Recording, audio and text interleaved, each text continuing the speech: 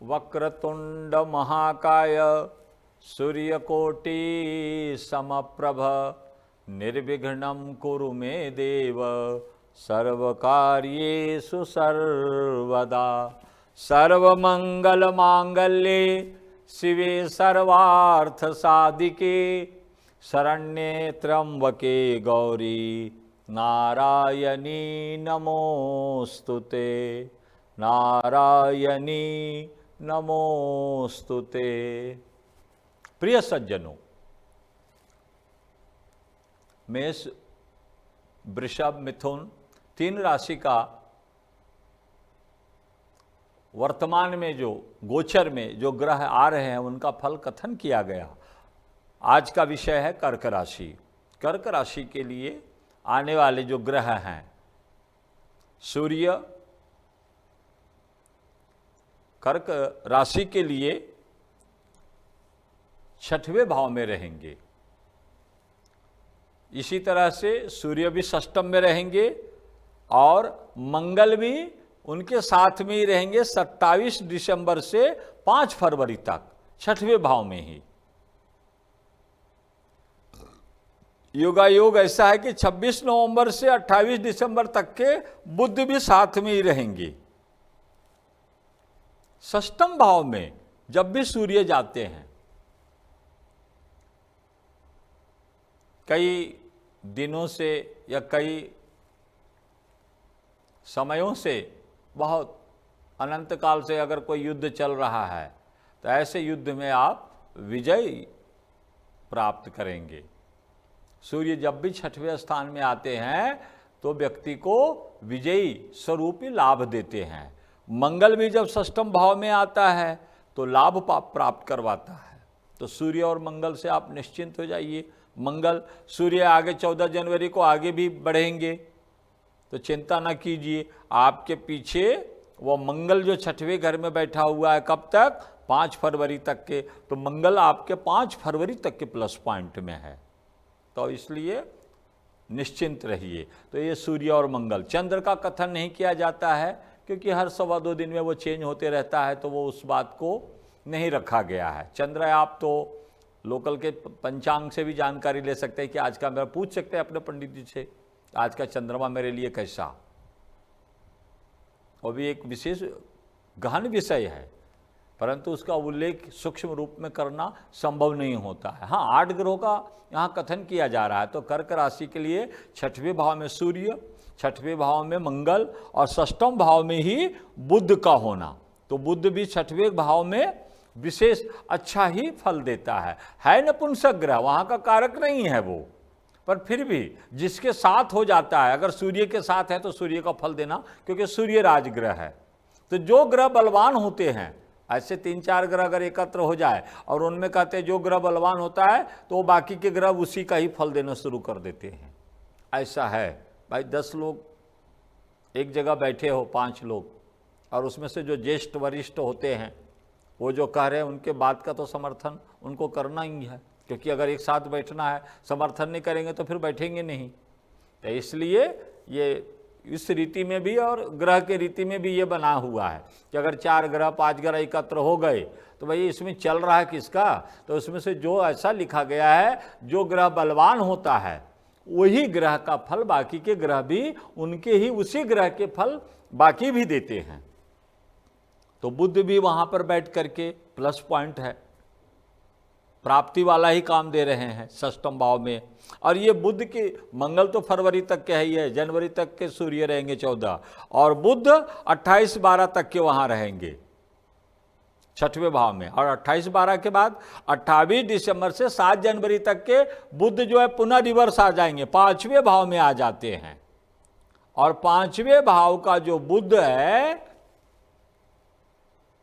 ये कर्क राशि के व्ययेश पंचम हो जाते हैं, तो थोड़ा चिंताग्रस्त हो जाता है जीव। ये कैसे अचानक, ये कैसे हो गया?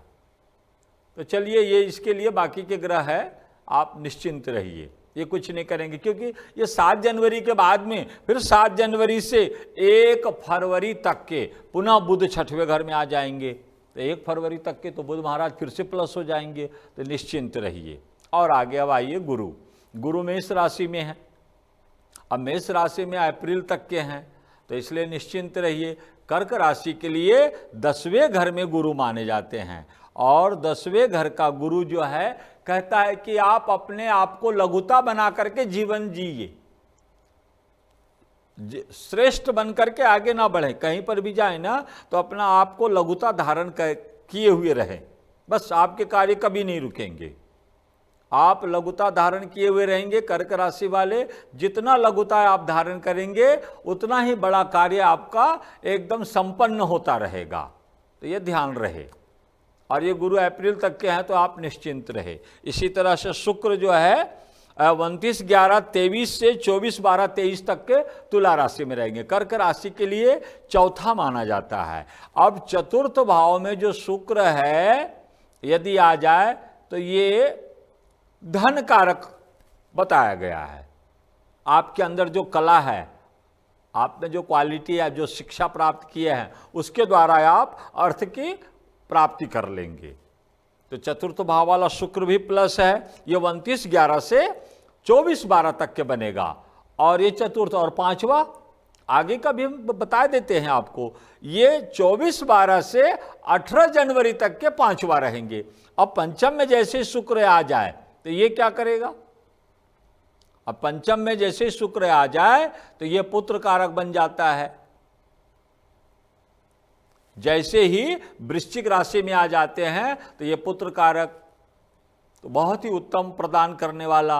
अर्थात जिनके घर में कहते हैं संतान सुख में अगर कोई दिक्कतें आ रही है, नहीं उपलब्ध हुआ, इसमें हो सकता है उनके ग्रह योग से उनके घर में अगर ये उत्सव मनाया जाए, तो इसमें कोई दो मत की बात नहीं है। ऐसे समयों में ये योग आ रहा है आपके यहाँ। कब तक? 24 दिसंबर से 18 जनवरी के मध्य में यह उत्सव आपके घर में मनाया जाएगा।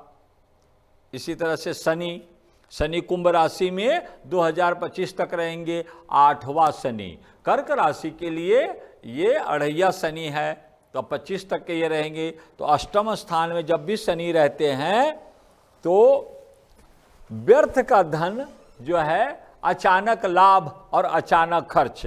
आयुष्य स्थान में है तो आयु को धोखा नहीं देते, पर जहाँ जहाँ वो देखते हैं वाद विवाद में फंसा देते हैं, अपनी बुद्धि बिगाड़ देते हैं। शनि की जो दृष्टि है ना, एक दृष्टि कर्म पे, एक दृष्टि कुटुंब पे, एक दृष्टि धन पे, एक दृष्टि बुद्धि पे, तो इस तरह से तृतीय, सप्तम और दसम स्थान पे शनि की दृष्टि होती है।